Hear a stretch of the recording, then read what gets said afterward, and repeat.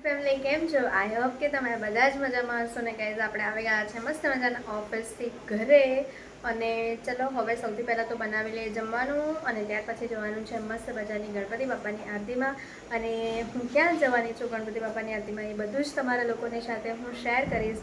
તો સૌથી પહેલાં તો આપણે બનાવી લઈએ જમવાનું અને એનાથી પહેલાં આપી દઈએ આપણે ફિશને જમવાનું. તો ચલો તમે જોઈ શકો છો કે મેં જેવી રૂમમાં એન્ટર થઈને એવી ફિશ કેવી કૂદકા મારવા લાગી ગઈ. ખબર પડી ગઈ કે બસ અમારા ઘરના મેમ્બર આવી ગયા છે અને હવે મને મળશે જમવાનું.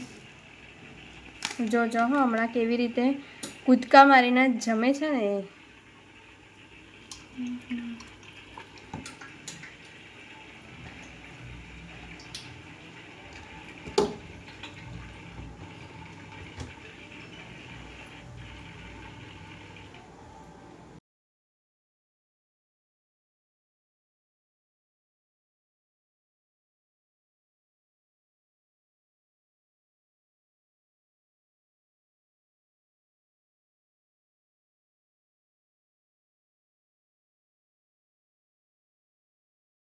આપણે આપી દીધું છે મસ્ત મજાનું ફિશને જમવાનું અને હવે આપણે આપણા માટે પણ બનાવી લઈએ જમવાનું અને આજે જમવામાં શું બનાવવાની છું એ તમને લોકોને બતાવું છું.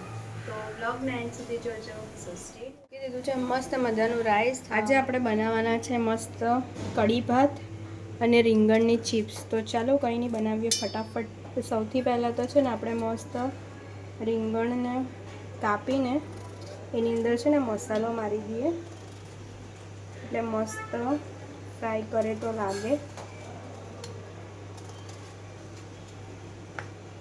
કોને કોને ભાવે છે રીંગણની ચિપ્સ એ જરા કમેન્ટ કરતા જજો.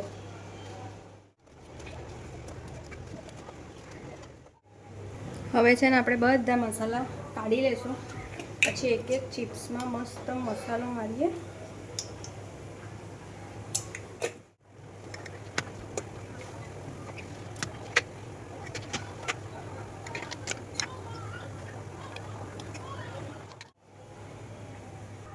ચલો હવે બધો મસાલો મિક્સ કરી લઈએ મસ્ત.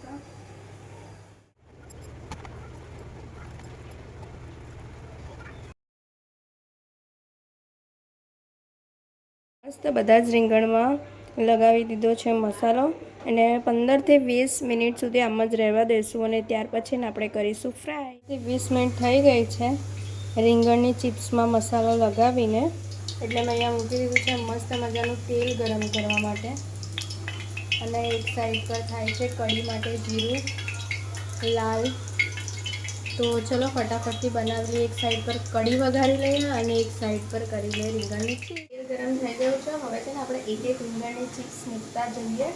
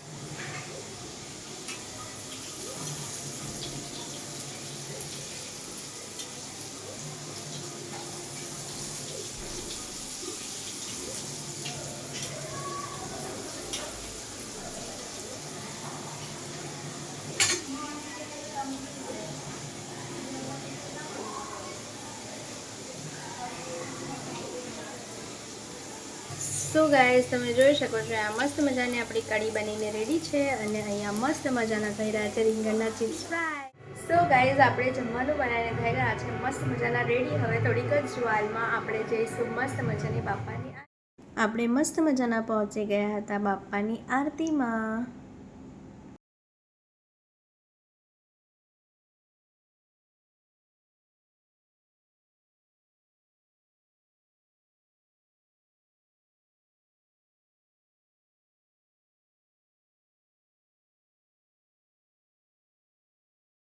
ગાઈઝ આપણે મસ્ત મજાના આવી ગયા છે આરતીમાંથી ઘરે અને હવે અમે લોકો જવાના છે બહાર એક આટો મારવા. સો ગાઈઝ અમે લોકો આવી ગયા છે મસ્ત મજાના આટો મારીને ઘરે. અને ગાઈઝ છે ને બહાર છે ને વરસાદ પડવા લાગ્યો એટલે મેં બ્લોગ પછી લીધો જ નહીં. અને સો ગાઈઝ આજના બ્લોગમાં આટલું જ હતું. બ્લોગ સારો લાગ્યો હોય તો લાઈક કમેન્ટ શેર અને ચેનલમાં નવા હોય તો સબસ્ક્રાઈબ કરી લેજો. કારણ કે છે ને કેવું થાય અડધા લોકો બ્લોગ જોઈ છે પણ ચેનલને સબસ્ક્રાઈબ નથી કરતા. તો સૌથી પહેલાં ચેનલને સબસ્ક્રાઈબ કરી લો જેથી મારા કોઈ પણ બ્લોગ્સ આવે તો તમને સૌથી પહેલાં નોટિફિકેશન મળી રહે. હરે કૃષ્ણ.